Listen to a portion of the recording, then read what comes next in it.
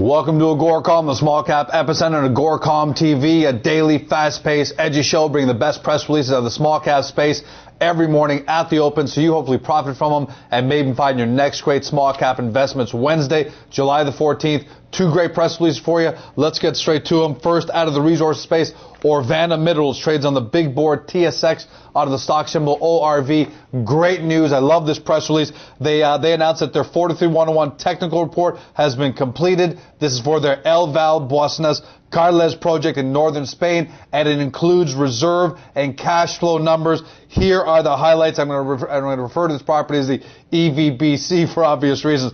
Highlights: 7-year mine production scheduled with annualized production over 100,000 ounces of gold and 3,900 tons of copper. What does this mean? Base case pre-tax cash flow analysis using Orvana's long-term metal price. I'll get to that in a second. Results in internal rate of return of 48%, and a net present value discount of 5% of $91 million. However, using the date of the technical report, April 30, 2010, using those metal price and exchange rate, the internal rate of return jumps to 158%. It triples, and net present value at 5% again moves up to $363 million, even more than a triple. Looks like 3.5 times using Orvana's conserved numbers. I like that. As a result of this technical report, it's prompted Orvana to initiate a 20,000 meter drilling program.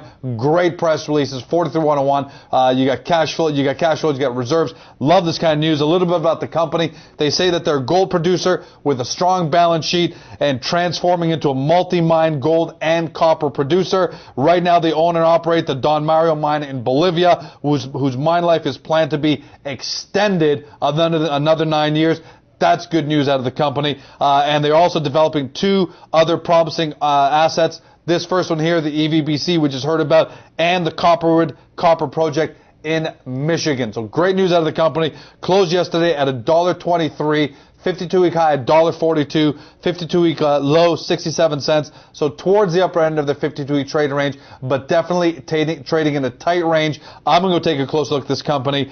Great news out of them. Next up, out of China, we got China Housing and Land Development, OTC company, trading on the stock symbol CHLN. They put out their preliminary contract sales results for the second quarter into June 30th. And like I've always said, when you see a company putting out preliminary quarter numbers, it means they're excited about the numbers. They want to get them out to the market faster, but always wait for the 10Q that's going to be filed later on. But here are some of the preliminary numbers.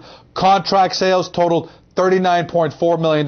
That's a 93% increase over the same quarter last year. The company is saying it's a 14% decrease sequentially over the first quarter 2010, but I'm always more interested in the comparables over the last year. 93% increase, like that number. Also, their average residential selling price per square meter in the second quarter was up 23% year over year, and actually up 7% sequentially, so that's a good number there. The company says they're a developer of residential and commercial properties in northwest China. Closed yesterday at $2.20. Now, a little bit of concern here. Their 52-week low, $1.82. Their 52-week high, $6.59. So they're trading significantly off their 52-week low. Off their 52-week high. Go take a look and find out what that might be all about. Make sure there are no negative events.